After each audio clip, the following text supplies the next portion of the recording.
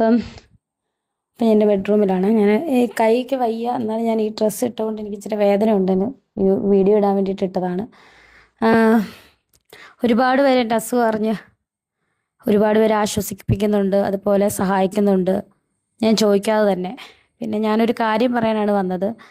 പ്രത്യേകിച്ച് എൻ്റെ പേരിൽ എന്തോ പിരിവ് നടത്തുന്നുണ്ടെന്ന് ഞാൻ അറിഞ്ഞു. പക്ഷേ ഒരിക്കലും ഞാൻ അറിഞ്ഞിട്ടാണ് എന്ന് നിങ്ങൾ ഒരിക്കലും പറയില്ല. ഞാൻ അറിഞ്ഞിട്ടല്ല, എൻ്റെ സമ്മതത്തോടു കൂടിയല്ല.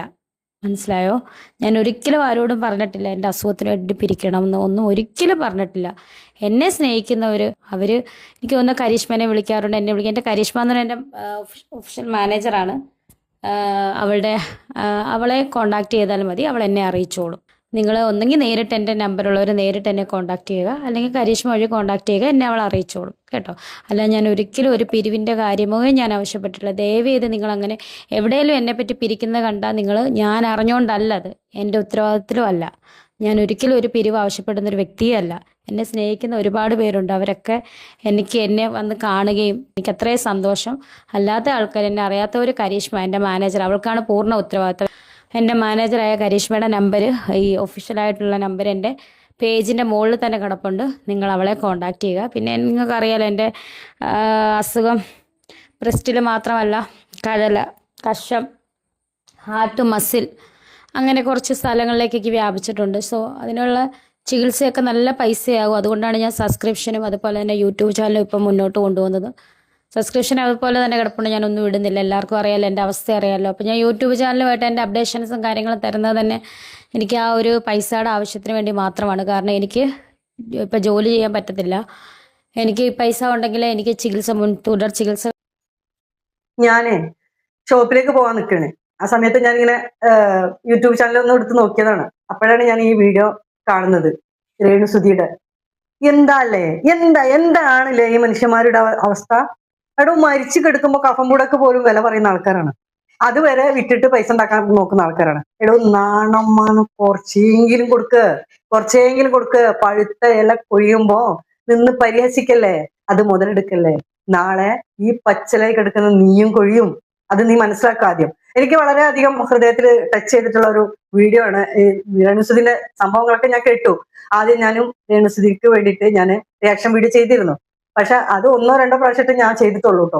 പിന്നെ ഇങ്ങനെയുള്ള ഈ അവസ്ഥ ആളത് അറിഞ്ഞപ്പോ ഭയങ്കരമായിട്ട് നമുക്ക് വിഷമം തോന്നി. ഏതൊരു ശത്രുവിനും കൊടുക്കല്ലേ റബ്ബേ എന്നുള്ള പ്രാർത്ഥനയുള്ളൂ നമുക്ക് ഇങ്ങനെയൊക്കെയുള്ള മാരക രോഗങ്ങൾ. കാരണം നമ്മളും ഈ പടി കയറി ഇറങ്ങിയതാണ്. എനിക്ക് വേണ്ടിയിട്ടല്ല, എൻ്റെ ഹസ്ബൻഡിന് വേണ്ടിയിട്ട്. എന്നെ അറിയാവുന്ന ആൾക്കാർക്ക് അറിയാം. അപ്പൊ നമ്മള് ഒരു 6 മാസത്തോളം ഇതിന് പിന്നാലെ നമ്മൾ നടന്നിട്ടുള്ളതാണ്.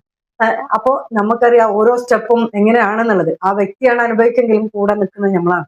പടച്ച റബ്ബേ, ഒരു കുട്ടിക്കും അങ്ങനെയുള്ള ഒരു രോഗങ്ങളോ അങ്ങനെയുള്ള ഒരു കാര്യങ്ങളോ നീ കൊടുക്കല്ല റബ്ബേ, പൈതലിനെ പോലും. എടോ, എന്താണ് അതുവരെ വിറ്റ് പെറുക്കിയിട്ട് അതിന് വരെ ആ വ്യക്തി അറിയാതെ വരുമാനം ഉണ്ടാക്കാൻ അങ്ങനെ നോക്കും. അല്ലാതെ തന്നെ റിയാക്ഷൻ വീഡിയോ കൂടെ മറ്റുള്ള രീതി കൂടെ നിങ്ങൾ പറയുന്നത്, നിങ്ങൾ പൈസ ഉണ്ടാക്കുന്നത് എല്ലാവരും ഉണ്ടാക്കുന്നുണ്ട്, പറഞ്ഞ് ഞാൻ ഉണ്ടാക്കിയിരുന്നു. പക്ഷെ അതുപോലല്ലല്ലോ ഒരു ക്യാൻസർ പേഷ്യന്റിന് വേണ്ടിയിട്ട് പിരിക്കുക എന്ന് പറയുന്നത്. ആ ആളെ പെർമിഷനും കൂടാതെ നമ്മൾ ആ പേരും പറഞ്ഞിട്ട് പിരിച്ചിട്ട് അണ്ണാക്കിന്നുണ്ട് ഇറങ്ങണ്ടേ? അല്ല, ഞാൻ അറിയാഞ്ഞിട്ട് ചോദിക്കണേ. ഈ അണ്ണാക്കി കൂടെ തന്നെയല്ലേ ഇത് പോകുന്നത് അല്ലെ? ഇതുപോലെ അല്ലെങ്കിൽ അവനെ കുഞ്ഞിനെ കുട്ടികൾക്ക് അല്ലെ, അങ്ങനെയുള്ള ഒരു കാര്യത്തിന് വേണ്ടിയിട്ടല്ലേ നിങ്ങൾ പൈസ ഉണ്ടാക്കുന്നത്? നാണം വേണോ? നാണം കുറച്ചെങ്കിലും വേണം. കാരണം ഇന്ന് ഞാൻ, നാളെ നീ എന്നാണ്. അപ്പൊ എപ്പോ എനി ടൈമും ആർക്കും എന്ത് സംഭവിക്കുന്നു മറ്റുള്ളവരെ പരിഹസിച്ച്. അതുപോലെ തന്നെ ഒരുപാട് നെഗറ്റീവ് കമന്റ് വരുന്നുണ്ട്. ആദരാഞ്ജലികൾ പറഞ്ഞിട്ട് ഫേസ്ബുക്കിൽ ഓരോരുത്തർ കമന്റ് ഇടുന്നുണ്ട്. എന്താണ് അല്ലെ? എന്ത് മനുഷ്യന്മാരാണ് റബ്ബേ, എന്ത് ലോകാണ് ഇവിടെ കാണുന്നത്? ഒരു മനുഷ്യന്, ആ ഒരു ആള് ഏതൊക്കെ രീതിയിൽ എങ്ങനെയൊക്കെ പ്രശസ്തി ആവുന്നു, ആ മനുഷ്യന്, അങ്ങനെയുള്ള സെലിബ്രിറ്റീസിന് മനുഷ്യനായിട്ട് കാണാൻ പോലും പറ്റാത്ത ലോകം. പക്ഷെ അവര് ചെയ്യുന്ന നന്മകൾ മറ്റുള്ളവർക്ക്, ആർക്ക് വേണ്ടിയിട്ട് ഉപദ്രവം ആരും ചെയ്യുന്നില്ലല്ലോ. ഒരു ഉപദ്രവം രേണുസുധി ഇപ്പൊ മറ്റുള്ളവർക്ക് വേണ്ടി ചെയ്യുന്നില്ല.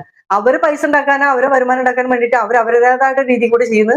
അത് പറ്റാത്ത ആൾക്കാരുണ്ട്. അങ്ങനെയൊക്കെ പറ്റാത്തവരും മറ്റുള്ളവരും അത് അതിനെപ്പറ്റി നമ്മൾ പറയുന്നത് അത് തെറ്റാണെന്നുള്ളത് ആകുമ്പോൾ അത് നമ്മൾ അതിനെ സമൂഹത്തിന് നിരക്കാത്ത കാര്യങ്ങൾ വരുമ്പോൾ, സമൂഹത്തിന് നിരക്കാത്ത കാര്യങ്ങൾ വരുമ്പോൾ അത് റിയാക്ഷൻ വീഡിയോ ആയിട്ട് മറ്റുള്ള രീതിയിലും അത് എതിർത്തുകൊണ്ടിരിക്കുന്നു. അത് വേറെ കാര്യം. പക്ഷെ ഒരു വ്യക്തി, ആ ഒരു വ്യക്തിക്ക് പെട്ടെന്ന് ഇതേപോലുള്ള മാരകമായിട്ടുള്ള രോഗങ്ങൾ വന്നു കഴിഞ്ഞാൽ ആ വ്യക്തി മാനസികമായിട്ട് ആകെ തളരും. ശാരീരികമായി തകരുന്നത് പറയണ്ട, സാമ്പത്തികമായിട്ടും പോകും. അത് ക്യാൻസറിന്റെ ഒരു പ്രത്യേകതയാണ്. അപ്പം അങ്ങനെയുള്ള ഒരു സന്ദർഭത്തിൽ ഈ 3 രീതിയിലും അവര് ഡൗൺ ആയിക്കൊണ്ടിരിക്കുന്ന സമയത്ത് നമ്മളാൽ കഴിയുന്നത്, നമുക്ക് അവർക്ക് കൊടുക്കാൻ പറ്റുന്ന മോട്ടിവേഷനോ അല്ലെ സപ്പോർട്ടോ അല്ലെങ്കിൽ സ്നേഹമോ നമ്മളാലെ കൊടുക്കാൻ പറ്റുമെങ്കിൽ കൊടുക്കുക, ഇല്ലേ ആ വൈക്കേ പോവണ്ട. എന്തിനാണ് വേദനിപ്പിക്കേണ്ട ആവശ്യം? ഒരാളെ വേദനിപ്പിച്ചിട്ട്, മനസ്സുകൊണ്ട് വേദനിപ്പിച്ചിട്ട്, ആ നാവ് കൊണ്ട് നമ്മൾ അവരെ വേദനിപ്പിച്ചിട്ട്, അല്ലെങ്കിൽ വേറെ രീതിയിൽ നമ്മൾ അവരെ വേദനിപ്പിച്ചിട്ട് നിങ്ങൾ എന്ത് നേടുന്നു മക്കളെ? എന്തിന്റെ ആവശ്യം? ഞാൻ അതൊക്കെ കേട്ടപ്പോ ഭയങ്കരമായിട്ട് അതാ വയ്യാത്തോടത്ത് വന്നിട്ടാണ് ആ പറയുന്നത്. അതിന് ഇരിക്കാനും നിൽക്കാനും കൂടെ വയ്യ. പിന്നെ ഇനി ഇങ്ങനെ ഒരു സന്ദർഭം കൂടെ, ഇങ്ങനെ ഒരു ഇതും കൂടെ നടക്കുന്നുണ്ട്, മിണ്ടാൻ നിന്ന് കഴിഞ്ഞാൽ ആ ടീമുകൾ നല്ലൊരു വരുമാനം ഉണ്ടാക്കി പോകും. അപ്പൊ അതുകൊണ്ടാണ് അത് ആ കിടക്കുന്നിടത്തുനിന്ന് എടുത്ത് എണീച്ച് വന്നിട്ട് പറയുന്നത്. ആദ്യമായിട്ട് ചെയ്യുന്ന കീമോണ്, ഒരുപാട് വേദനയും വിഷമങ്ങളൊക്കെ ഉണ്ടാവും. പിന്നെ മാനസികമായിട്ട് തകർന്ന് തരിപ്പണായിട്ട് ഇരിക്കുന്ന ഒരു സമയമാണ്. എത്ര എങ്ങനെ ആയാലും അതിൽ കൂടെ ഇങ്ങനെയൊക്കെ ഒരു സംഭവങ്ങൾ കണ്ട് ചെല്ലുമ്പം ഏത് രോഗത്തിനും ചെറുത്ത് നിൽക്കാൻ പറ്റുന്നത് മനസ്സാണ്. ആ മനസ്സെന്ന സംഭവം എല്ലാവർക്കും കല്ല് പോലെ നിൽക്കണം, ബോൾഡ് പോലെ നിൽക്കണം എന്നൊക്കെ നമുക്ക് പറയാൻ പറ്റുമെങ്കിലും പലരും പല രീതിയിലാണ് പലരുടെ മനസ്സും. അനുഭവങ്ങളിലൂടെ കിട്ടുന്ന ഓരോ എന്താ പറയാ ശക്തി, അതിന്റെ ഒരു പിന്നെ എനർജി അങ്ങനെ കിട്ടിക്കൊണ്ടിരിക്കുന്നവർക്ക് ചിലപ്പം ഒരു പക്ഷേ അത് സില്ലിയായിട്ടൊക്കെ വിടാൻ പറ്റും. ചിലർക്ക് അതിനൊന്നും ആയിട്ടില്ല രേണുസുതിന്റെ പ്രായം എന്നൊക്കെ നോക്കുമ്പോൾ.